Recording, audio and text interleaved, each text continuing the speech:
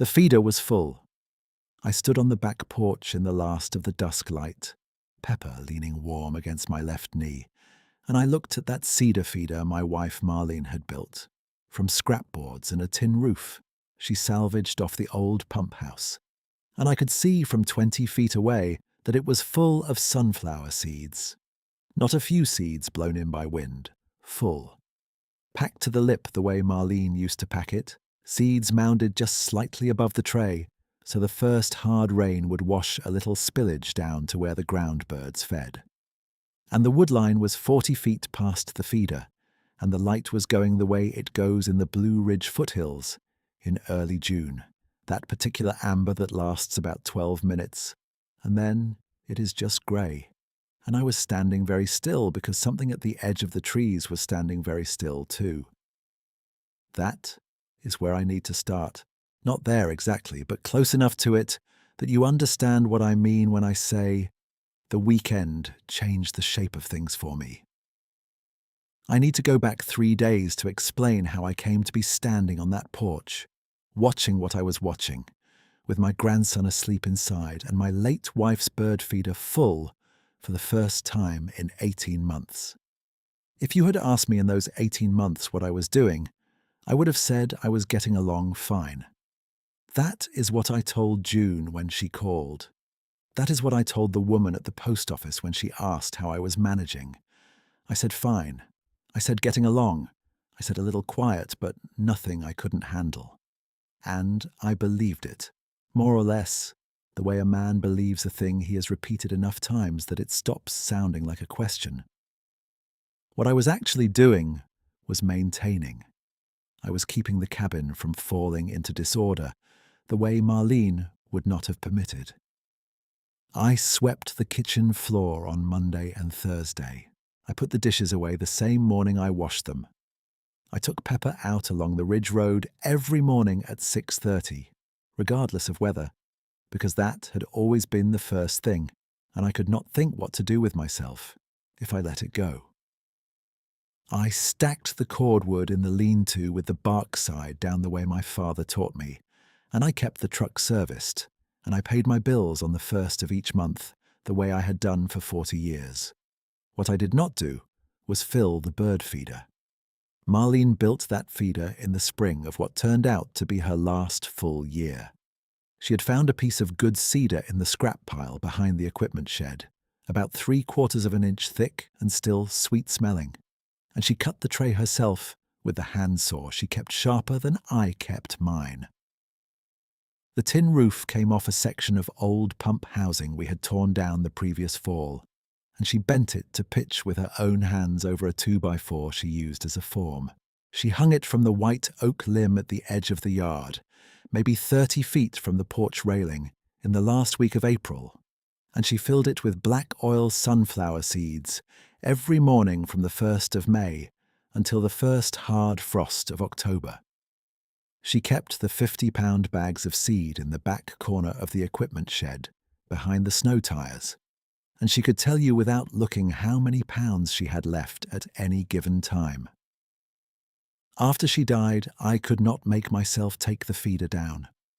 I knew the wood would begin to weather, and the wire she had used to hang it would eventually rust through, and the tin roof would pit and eventually fail. But I left it there because taking it down felt like a decision I had not been asked to make. The seeds ran out by December. The feeder stood empty through the rest of that winter and through the spring that followed, and I walked past it every morning on the way to the equipment shed, and I did not look at it directly, the way you learn not to look directly at the sun. That is the thing about grief, in my experience, and I have thought about this enough that I believe I can say it plainly. It does not arrive all at once. It settles into the structure of your day the way cold settles into an old house, finding the places where the insulation has thinned, working in through the gaps around the door frames, and one morning you realize you are not so much sad as you are simply smaller than you used to be. The kitchen felt too large for one person. I had stopped putting 2 cups out on the counter in the morning. I drove past the hardware store bench where Marlene and I used to sit on Saturday mornings after we picked up supplies, and I drove a different route into town after a while, not because the bench upset me, but because it was easier not to have to decide whether to stop. I had Pepper, and Pepper was enough to keep me honest. She was 9 years old by that June, a black and white border collie with a grey muzzle and one ear that stood up and one that did not. And she had been Marlene's dog first, before Marlene decided the dog suited me better. Pepper slept under the foot of my bed. She waited at the equipment shed door when I was in there too long. She kept the same hours I kept, and she did not allow me to feel entirely alone, which was something, even if it was not the same thing as company. June called on a Thursday evening in late May. She said she and her husband were going to a work conference in Charlotte the first weekend of June, and would I mind having Eli for the long weekend? Eli was 5. He was a quiet boy, not shy exactly, but more interested in looking at things than in talking about them, which I had always considered a reasonable approach to the world. I said I did not mind, which was true, and also I was not going to tell my daughter I minded having my grandson, which is a different kind of truth, but both were true at once. June drove up Friday morning in her green station wagon with Eli in the back seat and a duffel bag and a small canvas tote with his books and a stuffed rabbit he called Captain. She stood on the porch with her coffee, the one I poured her when she arrived, and she looked at the feeder without saying anything about it. Then she looked at me the way she had been looking at me since her mother died, which was the look of someone who was being careful about what she said next. "He eats almost anything," she said. "Don't let him talk you into cereal for every meal." "I won't," I said. She crouched down to Eli's level and said something to him quietly, and he nodded and said, "Okay, Mama," and hugged her around the neck. Then she straightened up and looked at me once more. "You look tired, Dad." "I'm fine," I said. She nodded slowly the way she did when she was deciding not to press something. She kissed the top of Eli's head and got in the car and drove back down the gravel lane. And I stood there with my grandson and my dog and the empty feeder and the rest of the long weekend in front of me. Eli was good company in the way that 5-year-olds are good company, when you are not expecting them to be anything in particular. He followed me to the equipment shed when I went to check the oil in the tractor, and he sat on the workbench and watched without touching anything, which impressed me. He asked what the different tools were for, and I told him, and he listened to the answers without filling in the silence around them, which also impressed me. We ate scrambled eggs for breakfast the first morning, which I made with a little sharp cheddar the way Marlene used to, and Eli ate the whole plate and said they were good without being prompted. It was during that first breakfast that he mentioned his friend. He said it the way children say things they believe are obvious, without any particular weight or ceremony. He was eating his eggs and looking out the window towards the yard, and he said, "Your friend in the trees was here again this morning." I looked at him. "My friend?" "The tall one," he said, "by the big oak." I looked out the window toward the white oak at the edge of the yard. The morning light was slanted and low, and the tree line beyond it was a wall of mixed hardwood and hemlock, dark even in June, because the canopy was thick enough to hold the shadow. "I don't have a friend by the oak," I said. Eli considered this without apparent concern. "He was there," he said, and went back to his eggs. I told myself it was imagination. 5-year-olds have imaginary companions and imaginary friends who live in trees, and imaginary creatures of various kinds, and this is normal and healthy and no cause for any kind of concern. I had read enough in the parenting books June left at the cabin for the visits to know that a child's invented world is not a problem to solve. I told myself this was exactly what was happening, and I believed it almost completely. Pepper, who had been lying under the table during breakfast, got up and went to the back door and stood there looking out toward the yard. She did not bark. She did not make any sound. She stood with her ears forward, both of them, even the floppy one, which she only did when she was paying close attention to something specific. I let her out, and she trotted to the base of the white oak and sniffed the ground in a methodical circle, the way she did when she was working out the layered record of what had passed through a place. And then she sat down calmly and looked toward the tree line. That was the first time I let myself feel that something was slightly off, and then I explained it to myself as a deer or a fox that had come through early in the morning. The county had plenty of both. Pepper was a working dog by instinct, and she tracked things that moved through the yard routinely. I went out and brought her back to the porch and gave her a piece of biscuit from the tin I kept by the door, and she ate it and went back to her spot under the table, and I moved on with the morning. The second day was when things began to resist explanation. I went out to the equipment shed after breakfast to get the hand rake for a spot of drainage work I had been putting off at the far corner of the garden, and I passed the bird feeder the way I always passed it, without looking at it directly. And then I stopped because something in my peripheral vision was wrong. I turned and looked at the feeder fully for the first time in a long time. It was full of sunflower seeds. I walked over to it and looked closely. Black oil sunflower seeds, packed to the tray lip the same way Marlene used to pack them. The cedar wood was damp from the morning, the way it always was after a night without wind, and the seeds were dry on top, which meant they had been placed after the dew fell, sometime in the deep dark, before dawn. I stood there for a long moment trying to account for it. My nearest neighbor was a woman named Carol Vance, and she lived nearly a mile down the ridge road by vehicle, closer to a half-mile through the woods. But she was in her mid-70s and not inclined to night walks. There was no one else within reasonable walking distance of the cabin. I went to the equipment shed and looked at the bags of sunflower seeds stored behind the snow tires. The bags were where I had left them the previous October, when I put the snow tires in and stacked some things in front of the corner. The top bag was still folded down and sealed with the clip I had put on it. The clip with Marlene's initials scratched into the side with a nail, her habit of marking things that were hers. The clip was undisturbed. The shed had been locked. I stood in the shed with my hand on that clip for probably 2 full minutes. Then I thought about the birds. I thought about whether the black-capped chickadees that had always worked the feeder could possibly have packed seeds into a tray, and I dismissed this so quickly I was briefly embarrassed for having entertained it. I thought about whether the feeder's contents had somehow settled and consolidated over 18 months, compressing in a way that might look like a full tray from a distance, and I went back to the feeder and looked again. And there were seeds there, real seeds, and not a settling of old dust. I thought, for one more moment, about whether Eli could have gotten into the shed or found seeds somewhere and filled the feeder as some kind of kindness to me.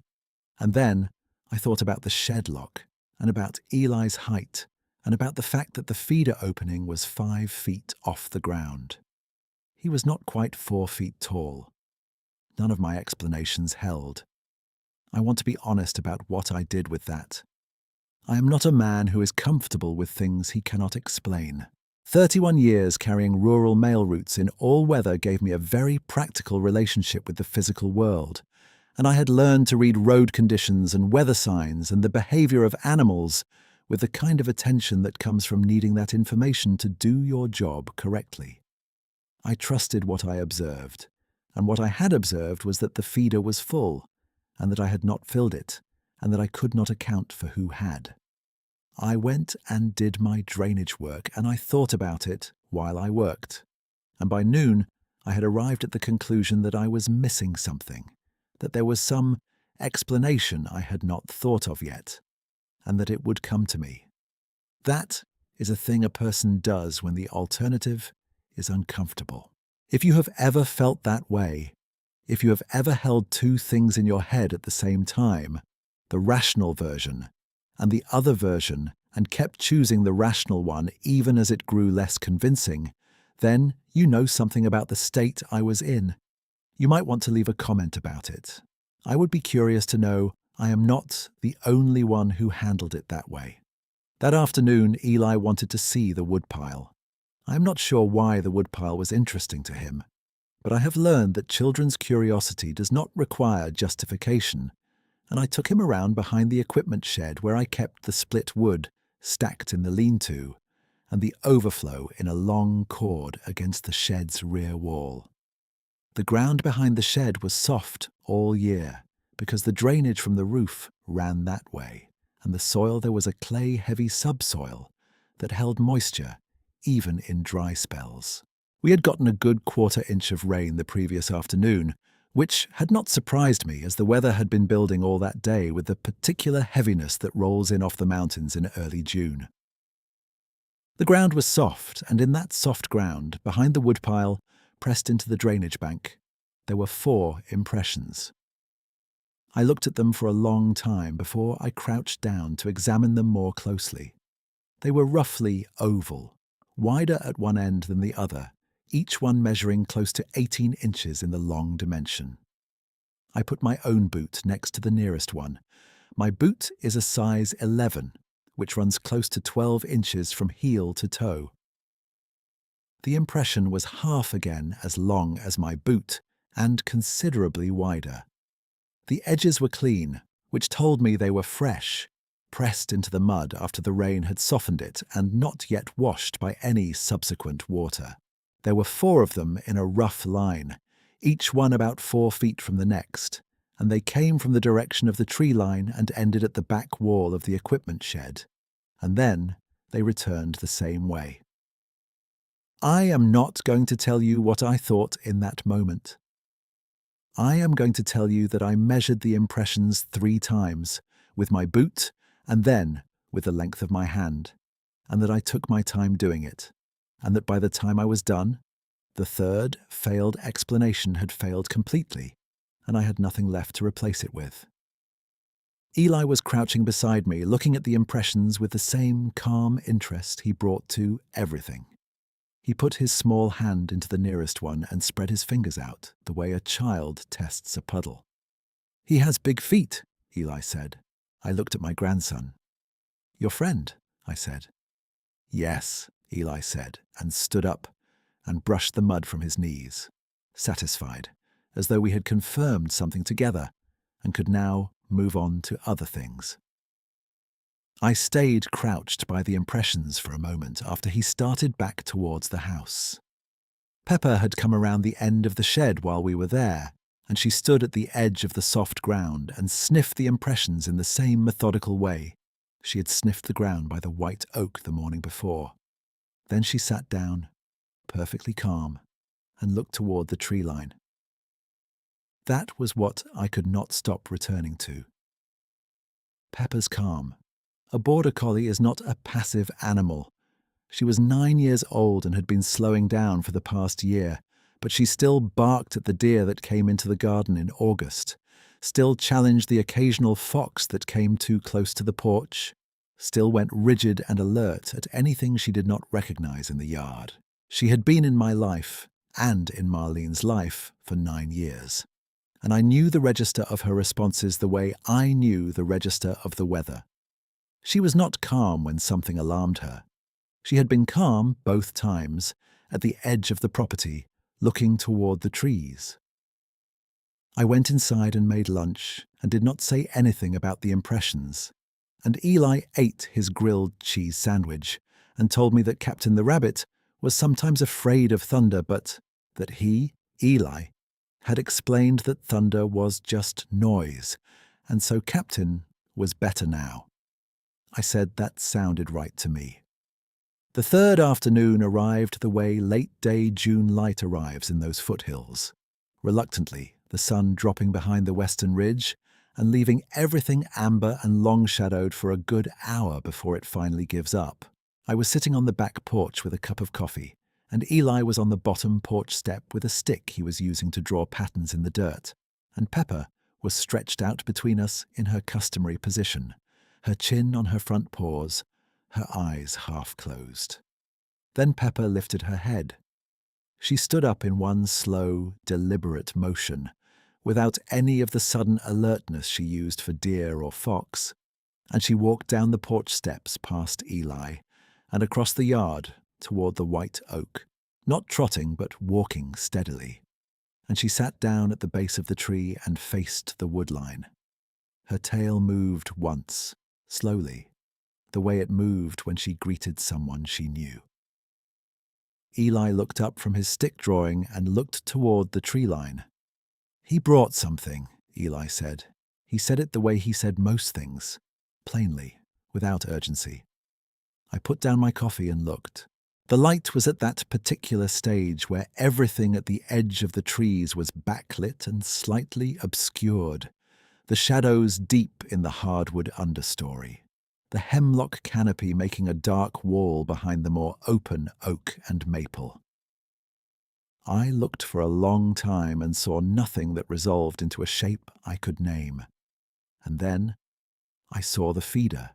It was moving, not swinging the way it swings in wind, moving as though something was making contact with it deliberately, a slow, careful contact that rocked the cedar tray slightly on its wire.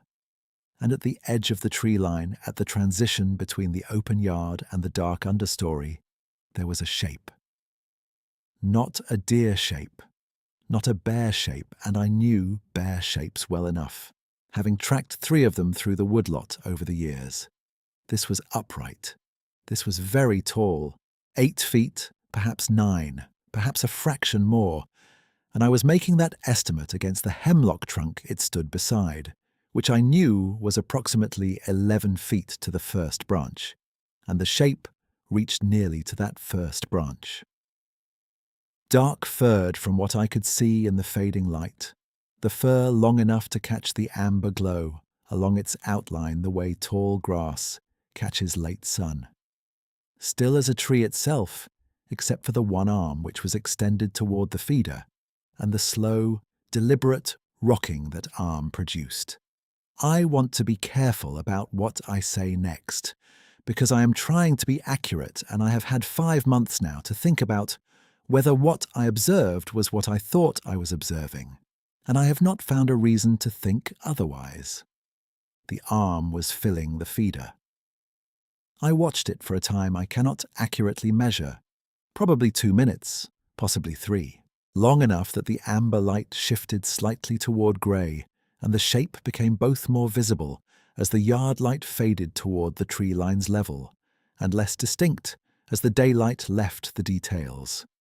The hand, if hand is the right word, was large enough to cup a good quantity of seed and deliver it to the feeder tray without spilling much, and it worked with a patience that I can only describe as intentional. Not the accidental contact of a large animal brushing against something. Deliberate, careful. The tray rocking gently as it was filled, the same way Marlene had rocked it slightly when she packed the seeds to settle them into the corners. The same way Marlene had done it. I was standing by then.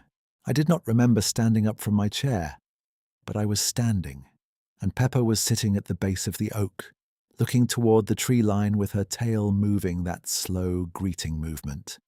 And Eli was on the step, watching with the particular focused calm he brought to things he considered worth watching. At some point, I became aware that I was crying. Not the sudden, hard crying of grief, but the slow kind, the kind that comes up from somewhere below the chest when something you have been carrying for a long time shifts its weight. I did not wipe my face. I just stood there. The shape at the tree line was still. The arm had withdrawn. The feeder swayed once on its wire, settling. Then the shape was gone. Not quickly, not with a crash or a sudden displacement of air. It simply was there.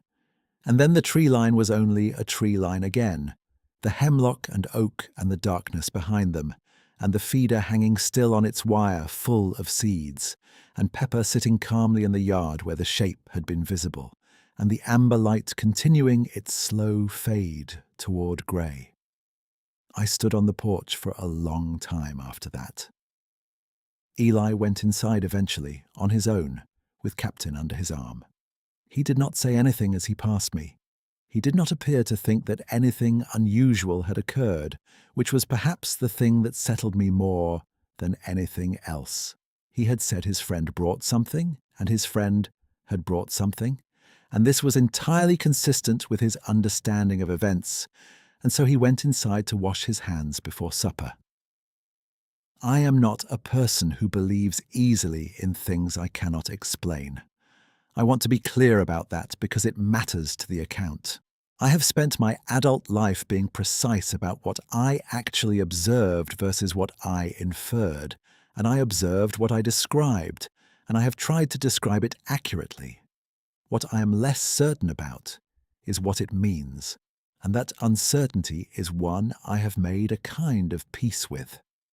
Pepper came back to the porch when I finally sat down again. She put her chin on my knee and looked up at me with her one straight ear and her one floppy ear. And I put my hand on her head and sat there in the grey that had replaced the amber, and after a while I went inside and made supper. June came the next morning in her green station wagon, earlier than I expected by about 9 o'clock. Eli had his duffel packed and Captain already tucked under his arm by the time she came up the porch steps. I had made coffee and she took a cup, and we stood on the porch the way we had stood when she dropped him off, but differently somehow, a difference I registered without quite naming it. I had filled the feeder that morning. Before Eli woke, before the coffee was made, I had gone to the equipment shed and found the bag of sunflower seeds behind the snow tires, unsealed the clip with Marlene's initials, and carried the bag across the yard to the white oak. I filled the feeder the way Marlene had shown me, which she had showed me only twice because she preferred to do it herself, mounding the seeds just slightly above the tray lip, so the spillage fell where the ground birds worked. My hands knew the motions well enough, even after 18 months away from them. There is a kind of memory in the hands that does not care whether the mind has been paying attention. June saw the feeder from the porch. She looked at it for a moment and then looked at me, and I could see her deciding something. "Dad," she said. "I know," I said. She nodded and drank her coffee, and we did not need to say more than that. Eli hugged me at the car, a serious, thorough hug of the kind that 5-year-olds deliver when they mean it. Both arms around the neck and a moment of stillness before the release. He said, "Goodbye, Grandpa." And then he said, "Tell your friend thank you for the seeds." I said I would. I watched June's green station wagon go down the gravel lane and disappear around the curve where the birch trees crowded the fence line, and I stood there for a while. And then I went back to the porch and sat with Pepper and my second cup of coffee and the morning. 3 chickadees found the feeder within the hour, then a pair of goldfinches. By mid-morning there were 7 or 8 birds working it in rotation, which was about how many Marlene had managed to attract in a given morning in her best years with the feeder. The seeds disappeared faster than I expected, which meant I would need to fill it again in a few days. That was something I could do. That was a thing I knew how to manage. The days that followed settled into a shape that was slightly different from the shape they had been before, not in any way that would have been obvious from the outside, but different in the way that a room is different after furniture has been moved even a few inches. The same floor, the same walls, the same light from the same windows, but the proportions altered enough that you carry yourself through the space differently. I filled the feeder every 3 to 4 days, which was about the interval Marlene had kept. I did it early in the morning, before the light was fully up, because that was when she had done it, and because the birds found it quickly in the morning, and I liked hearing them work the seeds while I drank my first cup of coffee on the porch. Pepper sat with me during those mornings, her chin on her paws, watching the yard with the patient interest she brought to things she found reliable and good. I did not go back and examine the impressions behind the woodpile again. They would have filled in after the next rain, washed smooth by the drainage from the shed roof, and I had measured them carefully enough that I did not need to measure them again. I kept the numbers in my head the way I kept other numbers that mattered. 18 inches, 4 impressions, 4 feet between each one. I kept them the way you keep a particular landmark on a route you drive often, not because you need to navigate by it every time, but because it is there, and you have decided it is worth knowing. About 2 weeks after the weekend, on a Thursday evening, I called June. I want to say something about that phone call because making it was harder than it should have been and easier than I expected it to be. I had not called June on a Thursday evening in, I could not remember how long. I called her on the first Sunday of each month, which was the interval we had established sometime in the first year after Marlene died, an interval that was regular enough to count as contact, and infrequent enough that neither of us had to work hard at filling it. A Thursday call was outside the interval, and calling outside the interval felt like admitting something which I was not certain I was ready to do. I called anyway. She answered on the second ring, and I could hear the sound of her kitchen in the background, the particular clatter of a household, with a 5-year-old finishing supper, and she said, "Dad?" with a little extra something in it, a question that was not quite a question. I said, "I just wanted to see how the drive home was," which was not the whole truth, and she knew it was not the whole truth, and I knew she knew, and we both let it stand there for a moment. Then she said, "It was fine. Eli talked about you and Pepper for most of it." "He's a good boy," I said. "He is," she said. There was a pause that was comfortable in a way our pauses had not been comfortable for a while, and then I said, "You could bring him back up sometime before summer's out if you wanted." I heard her breathe in slowly through her nose, which was what she did when she was keeping her composure. "Yeah," she said. "Yeah, Dad. We could do that." That was the whole conversation, more or less. It did not need to be longer. What it needed to be was made, and I had made it, and she had received it, and that was enough for the time being. November came the way November comes in those foothills, which is to say it gave you about a week of warning, and then it arrived all at once with a hard frost that took the last of the leaves off the maple by the garden and left the ridge road crunchy underfoot until noon. I had put the snow tires on the truck the week before, and the cordwood in the lean-to was stacked well past the line where I stopped worrying about winter, so I was ready for the cold in the practical ways that 30-some years in those hills had taught me to be ready. The feeder was full. I had filled it 2 days before, and the cold had slowed the birds down somewhat, but the chickadees worked it year-round, and the white-throated sparrows had come through on their migration and cleaned out a good portion of the tray, so I knew I would be filling it again before the week was out. That was fine. I had 2 50-pound bags in the equipment shed, and I had written the seed store's number on the notepad by the phone so I would remember to order before the roads got bad.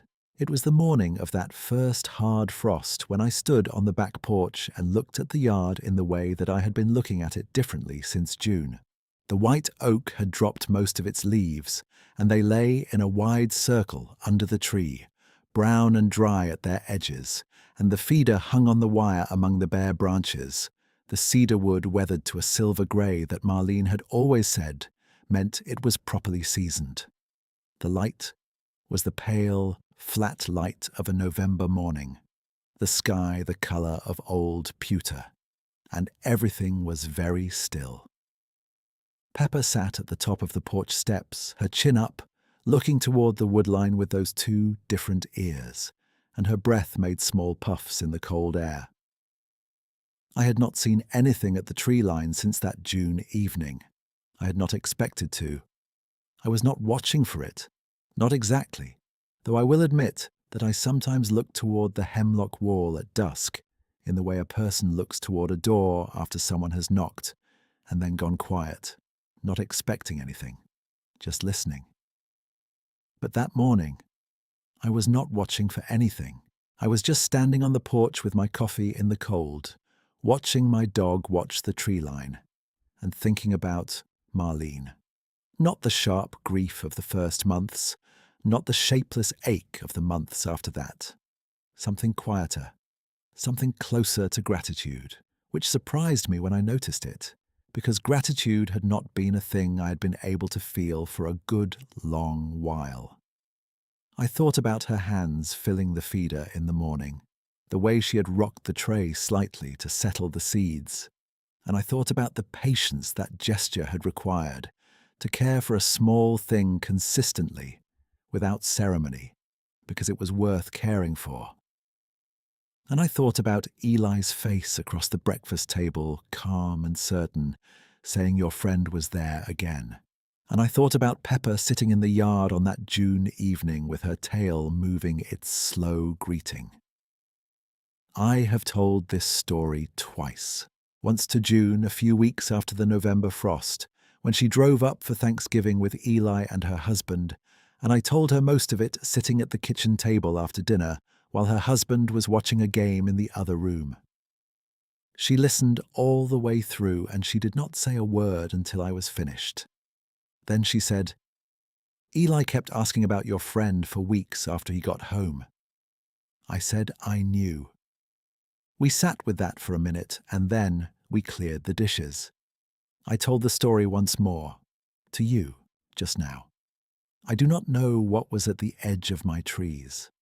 I have stopped needing to know. I know what I observed, and I know that the observing changed something in me that had been locked for 18 months. And I know that the feeder has been full every 3 to 4 days since June because I fill it, and that this is a thing I can do and intend to keep doing. I know that Eli has asked to come back before summer, and that I have said yes, and that I am looking forward to it in the particular way I had stopped being able to look forward to things. Pepper sat at the top of the porch steps in the November cold, her breath making those small puffs, and looked toward the tree line with her ears forward. The feeder turned slowly on its wire in a wind I could not feel from the porch, the seeds packed full against the coming winter. Some things carry on without needing to be explained.